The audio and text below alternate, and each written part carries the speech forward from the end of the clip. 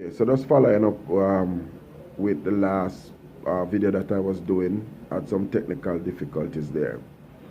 Okay, so I was talking about the H2B extension that I said that you can't do the extension at the same resort that you're working. So after you come up from Jamaica and you start to work at that resort that you're selected to work at on the program, there's what we call extension, work extension. However, it has to be at a different resort. So that is possible, and it is very, very, very, very, very legal. All right, it's not illegal, it's legal. Okay, so you do your work extension and you move from the summer resort to a winter resort.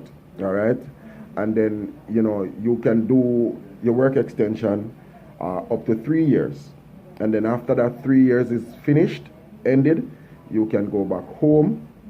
And when you go back home, you don't have problems coming back as long as you wait a year before coming back. All right, please note that, because a lot of persons don't know. So when you do the maximum of 3 years extension on the H2B program, you then go back home and wait a year before coming back. All right, and I was also saying that when you're doing the H2B extensions, an extension should overlap with the visa that you have. So if your visa ends at a specific date, let's say your visa starts on April 1st and ends on October 1st, your current extension that you're doing should be starting on October 1st or September 30th, right? And based on the law that is set up right now, it is stated that there has to be a 10-day window in your visa. So that resort would say, if your visa is expiring on the 1st of October, your extension start date would possibly be the 20th of September. All right, so you have to watch that as well, because if there's too much gap in the extension, it might not be approved. You might end up have to go home, and it can cause problems. All right, so very important that we know this and understand it before we get into it.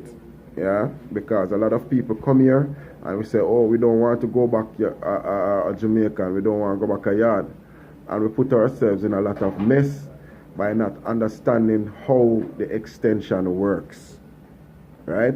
So again, it is perfectly legal. You understand, you won't have any issues when you do a work extension on your H2B visa. However, I can tell you it's very tricky, because they will not trouble you here, because they know that you're on the extension.